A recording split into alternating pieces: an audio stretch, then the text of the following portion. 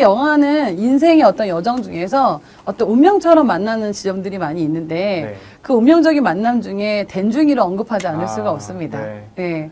군대에 가게 돼서 네. 거기에서 베트남전에 파견이 되고 네. 거기서 운명처럼 댄중이를 만나게 댄중. 되죠. 네. 네. 댄중이를 구하게 됩니다. 구하게 되죠. 네네. 네. 두 다리가 잃은 채 명예롭게 죽기를 원했던 네. 그 댄중이를 건프는 자신이 가지고 있는 정말 뛰어난 재능인 달리기를 통해서 얻고 뛰어서 구하게 됩니다. 군인병원에서 함께 있을 동안에 그 동안부터 시작해서 그 댄중의 평생의 삶에 있어서 건프에 대한 원망은 이루 그렇죠. 말할 수가 없습니다. 네. 왜 나를 살려내었냐? 나는 명예롭게 죽어야만 됐었는데 이게 다 너 때문이다. 왜 나를 살려내었냐? 라고 얘기를 합니다. 그렇게 해서 살아나서 계속적으로 건프의 인생에 찾아오기도 하고 너 때문에 나가 이렇게 되었다라고도 말하기도 했다가 그러다가 새우잡이를 시작하고 있는 그 건프의 삶에 직접 그 현장에 배가 있는 네, 그 현장에 찾아가죠. 댄중이가 나타납니다. 네. 그 댄중이 입장에서 그런 생각을 하지 않았을까 저는 생각을 해보는데요. 자기는 이제 무릎 아래 두 다리를 네. 잃었죠. 근데 약간 지능이 좀 떨어진다고 생각되는 어떻게 네. 보면 어떤 장애를 가졌다고 생각하는 포레스트가 네. 자기의 인생을 그냥 꾸준히 잘 만나면서 그 여정을 따라서 물 흐르듯이 그렇게 맞이하고 수용하고 사는 것이 어떻게 보면 자기와 연결되지 않았나 싶어요. 네. 그러니까 그렇게 포레스트를 미워하는데 자꾸 포레스트를 부르기도 하고 네. 포레스트 있는데 나타나기도 네, 하죠. 맞습니다. 결국은 둘이서 네. 새우잡이를 같이 새우잡이. 배를 네. 운영하면서 새우를 네. 잡습니다. 네. 처음엔 정말 거의 한 마리도 잡히지 않다가 네. 나중에 어느 날 폭풍이 치던 날 밤이 지나고 모든 배가 근처에 있는 모든 새우잡이 배가 파손되고 나서 유일하게 남은 제니오, 이름도 제니오예요.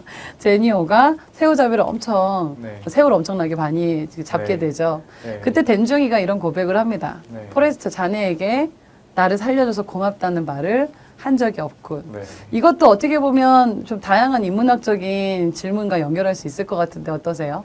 맞습니다. 그 장면에서 한 번도 나를 살려줘서 고마워했던 적이 없다라는 그 표현 자체가 너무 이 영화를 반전시키는 또는 그 댄중이와 포레스트의 어떤 관계를 반전시키는 굉장한 표현이지 않았나 그렇게 생각을 합니다. 그 폭풍이 몰아치는 가운데서 그 마치 신과 맞섰던 그 계속적인 원망과 어떤 불만의 삶이었던 이 댄중이가 그 폭풍이 지난 후에 그런 고백을 건프한테 하는 거죠. 나를 살려줘서 한 번도 고맙다고 한 적이 없군. 라고 한 다음에 어떤 고맙다라든지 이런 말을 하는 게 아니라 그 말을 한 다음에 그 두 다리가 없는 그 사람이 휠체어를 떠나서 바다로 자기 몸을 던집니다. 네. 네. 근데 그 던지는 그 모습밖에 없는데 그 모습을 보고 건프가 독백을 합니다. 그 댄중이님은 하나님과 화해한 것 같았어요. 네. 라는 말을 합니다. 네. 이 장면 어떻게 보셨는지요? 우리가 이제 내가 살려줘서 고마울 때야말로 고맙다고 얘기할 수 네. 있는 거잖아요. 네. 사실은 자기가 살고 있는 게 너무나 안 고맙고 안 행복했던 거죠. 네. 그러다가 뭔가 이런 여정들을 통해서 자기의 삶이 참 고맙구나, 살고 있는 것이 그래도 감사하구나를 생각하면서 네. 그 살려준 대상에게 네.